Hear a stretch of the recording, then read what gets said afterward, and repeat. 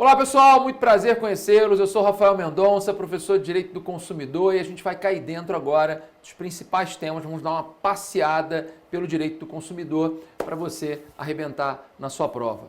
Qualquer dúvida que você tenha, claro, pode mandar sua mensagem para o curso, eles vão me repassar, mas também pode entrar em contato direto comigo lá pelo Instagram. Anotem aí no @prof.rafaelmendonça, beleza? Calma aí. prof.rafaelmendonça sem o C cedilha, tá? Tô super à disposição e vamos lá. Eu dividi o estudo do direito do consumidor em alguns módulos. E nesse módulo a gente vai fazer uma introdução ao direito do consumidor. E aí, primeiro tema, sem perder tempo, ponto 1. Olha aqui. Vamos começar com uma contextualização que cada vez mais tem sido cobrada em prova. Uma contextualização em que a gente fala da descodificação, olha só quantos fenômenos: descodificação, microsistemas, publicização do direito privado, dirigismo contratual e o nosso diálogo de fontes. Seguinte, desde o Código Civil Napoleônico de 1804, marco da instituição dos estados liberais, nós temos um pressuposto muito bem consolidado, de que as relações privadas, elas foram blindadas de uma intervenção estatal. As partes numa relação privada, elas são, famosa expressão, livres e iguais. É um período em que nós temos a exaltação da autonomia privada como a grande bandeira do direito privado, no caso do nosso direito civil. As partes, elas são livres para contratarem, elas são livres para indicarem o conteúdo desse contrato e só vão chamar o Estado quando uma delas descumprir e a tutela estatal for necessária. O Estado não realiza intervenção porque parte do pressuposto de que as pessoas são iguais e vão livremente contratar. É claro que durante todo o século XIX e iniciozinho do século XX, essa máxima demonstrou na prática que acabava potencializando desigualdades concretas, uma vez que na real, as partes não são nada iguais. Elas podem ser iguais perante ao tratamento que o estatal outorga a elas, mas do ponto de vista concreto, especificamente com questões econômicas, culturais, sociais, específicas, por exemplo, territoriais, elas são muito diferentes. Isso acaba impactando nessa falsa autonomia.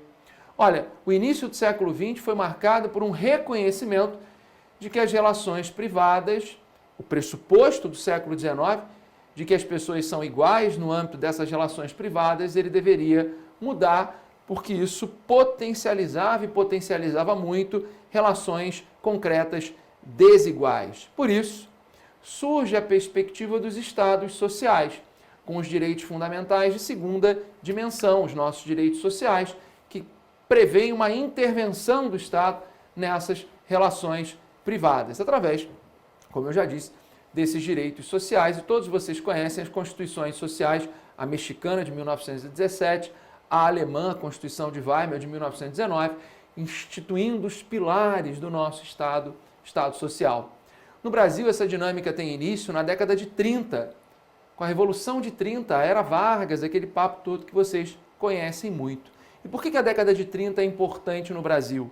Porque é a década que tem início um processo de descodificação. Vamos lembrar, o nosso Código Civil de 1916 ele foi encaminhado ao Congresso em 1898. É um código do século XIX, inspirado nos preceitos liberais. O Código de 16, que outorgava um tratamento único a todas as relações privadas, ocupando o centro do ordenamento jurídico na perspectiva privada, partia dos preceitos que foram lá moldados no nosso Estado liberal no início do século XIX.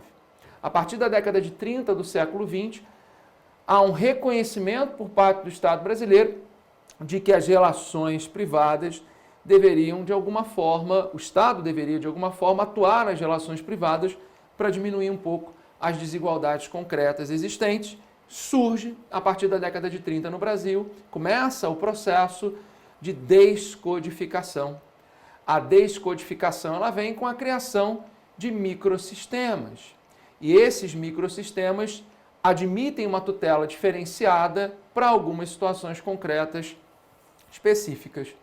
Tanto que um dos primeiros microsistemas, né, que tem início ali, que surge no início da década de 30, é o decreto 22626 de 1933, a lei da usura, uma lei extremamente protetiva do trabalhador, que limita juros de mora, limita juros compensatórios, proíbe o anatocismo e por aí vai. A gente fala da lei da usura até hoje. Quando eu for falar de contratos nas relações de consumo, eu vou fazer menção à lei da usura, beleza? Então, ponto super importante para a gente compreender o que é o Código de Defesa do Consumidor hoje.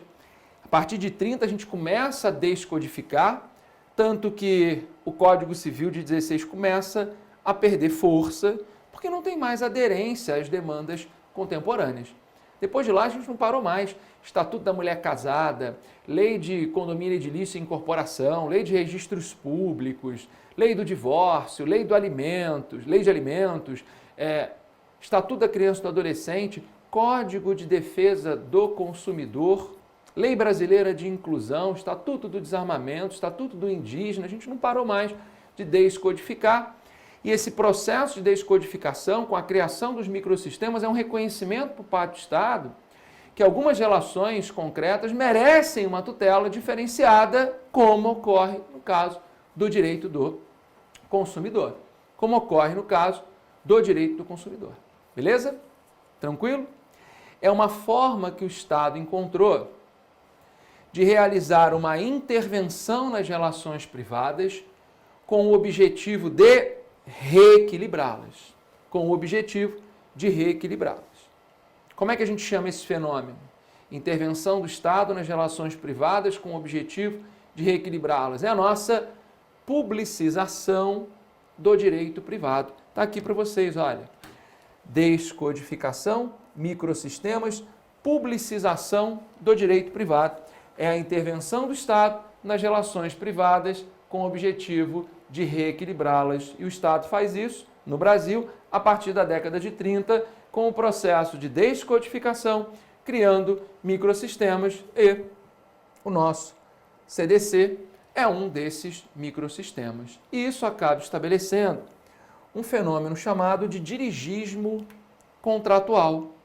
Olha, o dirigismo contratual nada mais é do que um microsistema dando um tratamento diferenciado para a parte vulnerável naquela determinada relação privada. Olha, eu lembro de uma questão de prova, né? Perguntaram se a teoria da base objetiva do negócio jurídico, se essa teoria poderia ser utilizada em favor do fornecedor. A teoria da base é a teoria que fundamenta a revisão judicial dos contratos de consumo. A gente vai falar muito sobre ela. E aí, justamente, nós temos uma pergunta que diz, olha, essa teoria da base pode ser usada em favor do fornecedor? Claro que não. O dirigismo seria uma subversão da lógica do dirigismo contratual. Imagina, a gente tem fornecedor aqui, consumidor aqui. Aí você pega o CDC e aplica em favor do fornecedor, potencializando a desigualdade. Você tem que, na verdade, aplicar em favor do consumidor para estabelecer uma igualdade material, uma igualdade substancial entre essas partes integrantes daquela relação privada. Então, essa intervenção do Estado na esfera privada, a publicização do direito privado, garante um dirigismo contratual que nada mais é do que um tratamento diferenciado outorgado ao vulnerável naquela relação privada. Beleza? Então, o CDC é para ser aplicado em favor de quem? Em favor do consumidor, para poder estabelecer uma igualdade material, uma igualdade concreta. Lembro de uma outra questão de prova, foi de segunda fase, acho que foi concurso para, eu não lembro, foi Ministério Público ou Defensoria Pública, perguntaram, olha, disserte sobre a crise do direito civil. Ah, mas o direito civil está em crise. Por quê? Quer dizer, crise já passou, mas esteve em crise. A crise do direito civil, porque direito civil, no século XIX, no início do século XX, era sinônimo de Código Civil.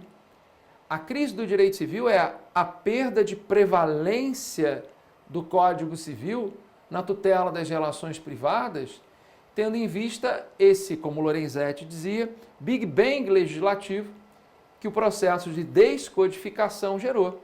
Olha, um número enorme de microsistemas tomou conta do ordenamento jurídico, sendo aplicado em diversas situações concretas específicas, fazendo com que o Código Civil tenha uma perda na sua posição de prevalência. O reinado do Código Civil perde força e os microsistemas entram em campo e tomam a bola para si nessa tutela de relações ali específicas, tá certo?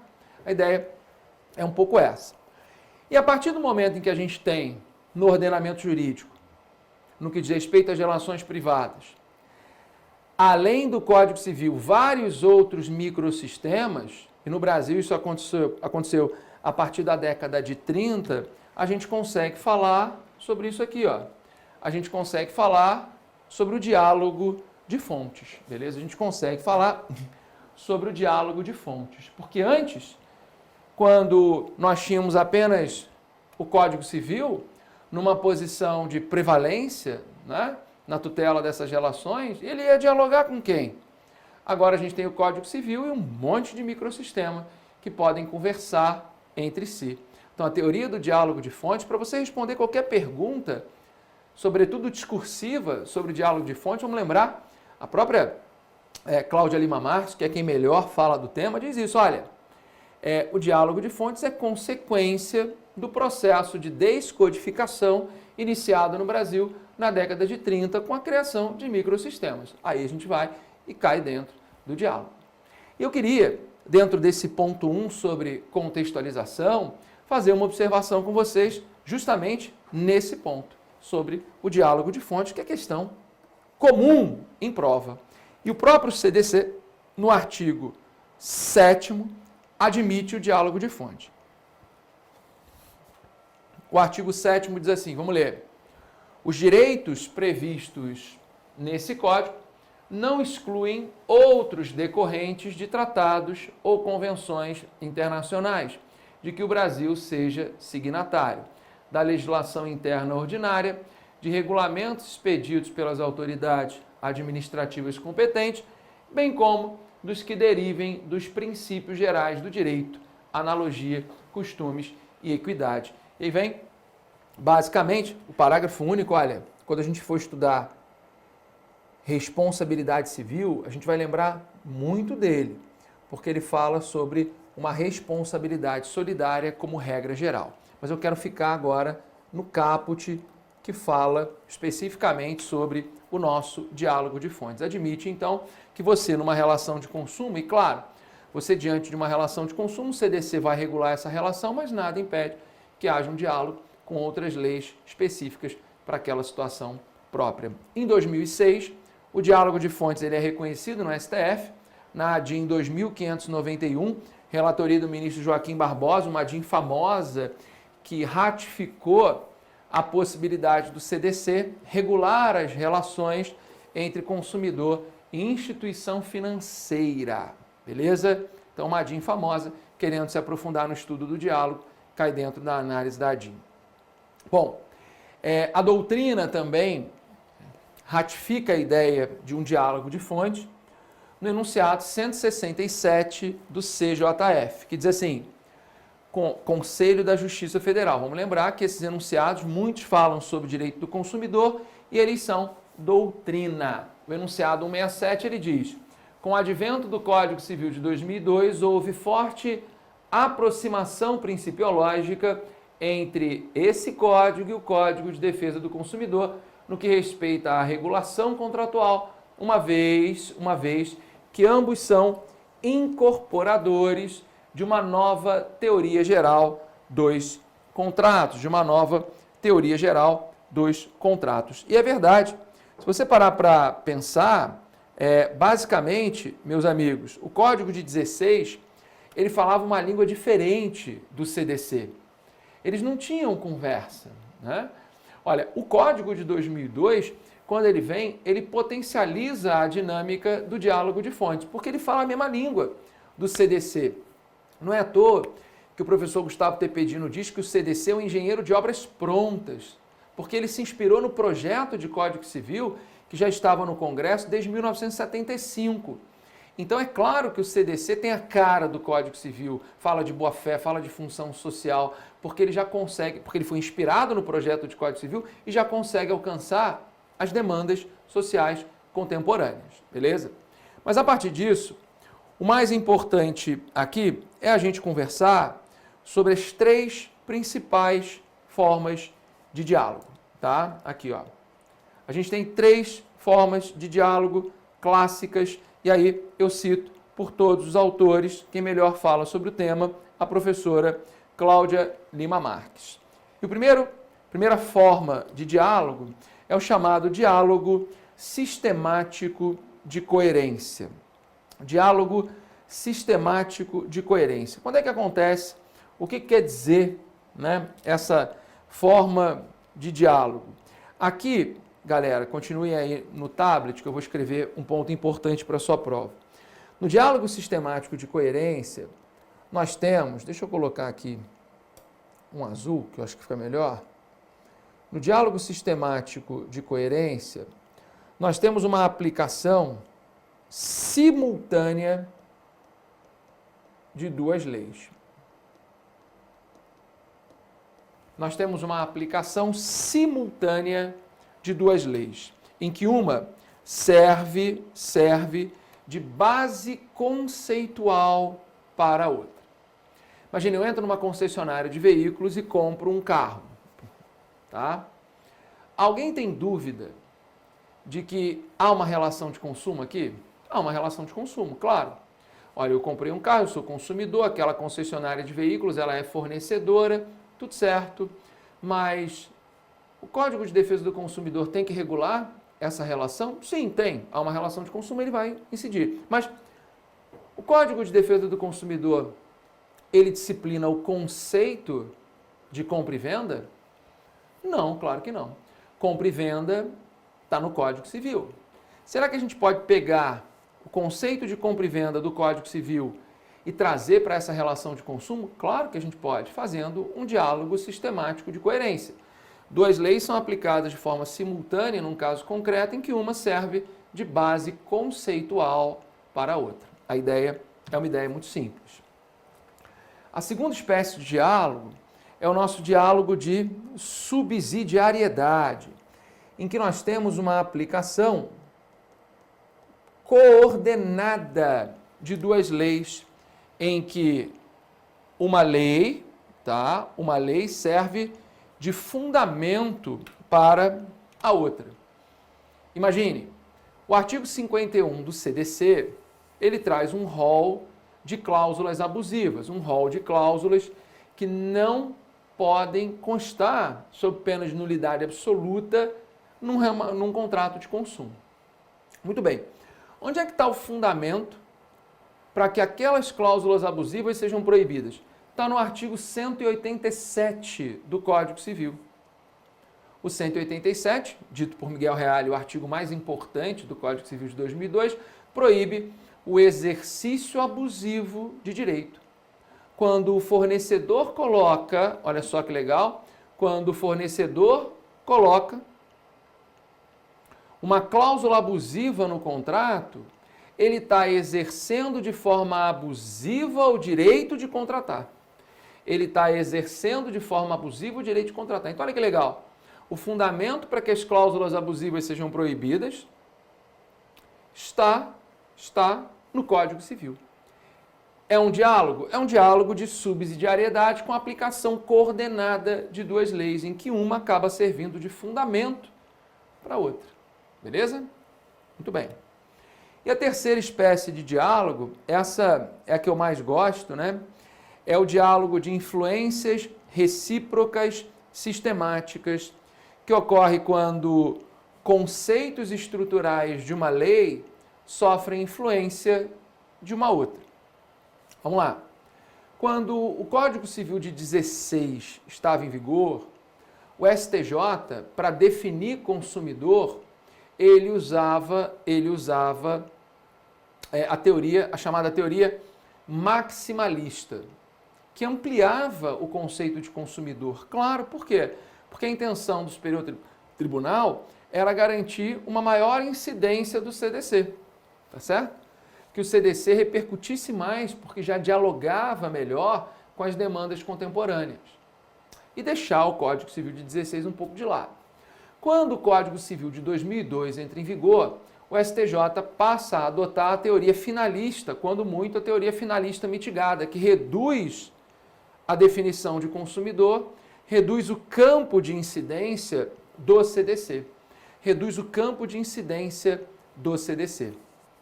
Tá? Por quê? Porque o Código Civil de 2002 já dialoga melhor com essas demandas contemporâneas. Então a gente pode reduzir a incidência do CDC porque o Código Civil já resolve.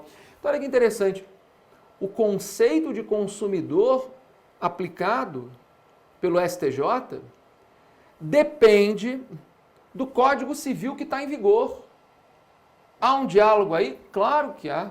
Um diálogo de influências recíprocas sistemáticas. Então, acredito que você possa encontrar essas expressões na prova. São as 3 formas de diálogo mais comuns, tanto na doutrina quanto no concurso público. Então, fiquem atentos. E eu coloquei aqui para vocês, a título de exemplo, 3 súmulas do STJ que, a meu ver, trazem a teoria do diálogo de fontes. Tá? Vamos falar um pouquinho sobre ela. Primeiro é a súmula 285 do STJ, que diz assim, ó, nos contratos bancários posteriores ao Código de Defesa do Consumidor, incide a multa moratória nele prevista. Olha só, contratos bancários. Quando a gente fala de contrato bancário, a gente tem leis específicas, claro, a gente tem a Lei 4595 de 64, que é a Lei de Mercado de Capitais, que fala sobre contratos bancários. A gente tem o próprio Código Civil de 2002, que no artigo 591 fala do mútuo com fins econômicos, o mútuo feneratício, que é o mútuo que os contratos bancários normalmente têm no seu conteúdo. E a gente tem o CDC, porque naquela ADIM de 2006, inclusive, o Joaquim Barbosa deixou claro que há uma relação de consumo entre o consumidor e a instituição financeira fornecedora. Então, nós temos 3 leis regulando um contrato bancário. Por baixo, podemos ter muitas outras. Agora, no que diz respeito à multa moratória, e aí, multa moratória, ele está se referindo à cláusula penal moratória do artigo 52, parágrafo 1º do CDC, é sobre isso que ele está falando. Vocês sabem que o artigo 412 do Código Civil diz que o limite da cláusula penal é o valor da obrigação principal, só que o 52, parágrafo 1º, diz que nas relações de consumo, diante do inadimplemento do consumidor, o limite da cláusula penal moratória é de 2% do valor da obrigação principal. Então você pode estar num contrato bancário que tem a incidência da 4595, que tem a incidência do Código Civil, mas a cláusula penal moratória é essa do CDC. É um diálogo ou não é? Claro que é um diálogo. Claro que é um diálogo. E a gente pode perceber aqui um diálogo tanto sistemático de coerência, quanto a gente pode perceber um diálogo de subsidiariedade. A gente tem aplicação simultânea de algumas leis, tem aplicação coordenada de outras. Beleza? Uma boa súmula. E a súmula 297 também vai na linha, diz: o Código de Defesa do Consumidor é aplicável às instituições financeiras. Claro. Então, a mesma explicação que eu dei antes serve para a súmula 297 também. Se o CDC é aplicável às instituições financeiras, a legislação específica de sistema financeiro vai incidir em conjunto com o CDC. E a súmula 608, uma súmula já mais recente, vai dizer que aplica-se ao Código de Defesa do Consumidor aos contratos de plano de saúde, salvo os administrados por entidades de autogestão. Vocês sabem que seguro-saúde, a gente tem uma lei própria, né, a 9656 de 98, né, que fala sobre o seguro-saúde. Então, as entidades de autogestão são aquelas entidades que os segurados se reúnem e eles vão gerir os pagamentos mensais feitos. Tanto que o valor do prêmio, nesse caso, tem uma variação muito maior. Você tem ali, dependendo, as pessoas usaram muito esse mês, então sobe prêmio. Usaram pouco, então diminui o prêmio. Essa para as entidades de autogestão. Mas quando eu contrato o meu plano de saúde, o CDC não regula essa relação? Claro. Ah, mas nós temos uma lei específica. Temos uma lei de 98 específica que vai dialogar com o Código de Defesa do Consumidor em várias questões. Tanto que é comum na jurisprudência, com relação a seguro-saúde, a gente ficar debatendo o que é e o que não é cláusula abusiva num contrato de seguro-saúde. Porque o rol de cláusulas abusivas do artigo 51 do CDC é exemplificativo. É exemplificativo. Então, você acaba aqui numa relação consumerista envolvendo seguro-saúde, você tem várias cláusulas pautadas na 9656, que o judiciário tem que analisar o tempo inteiro. Peraí, será que isso aqui é abusivo? Será que isso aqui não está lá no artigo 51? Será que a gente... O tempo inteiro a gente tem essas orientações. Quer dizer, essas discussões na jurisprudência. Tá certo? Bom, então fechamos esse ponto 1 sobre contextualização, diálogo de fonte, microsistemas, descodificação. Tá tudo interligado. Espero que eu tenha conseguido fazer uma evolução lógica no raciocínio para que você entenda aonde chegamos. Beleza? Vamos para o ponto 2. Ainda temos tempo nesse bloco. Falar um pouquinho do CDC como norma de ordem pública. Rafael, não me diga que é uma norma de ordem pública. Não só eu digo, como o próprio CDC fez questão de afirmar isso. Tá? O artigo 1º do CDC, ele diz assim: o presente código estabelece normas de proteção e defesa do consumidor de ordem pública. Ah, mas isso é relevante? É muito relevante. Ah, mas como assim?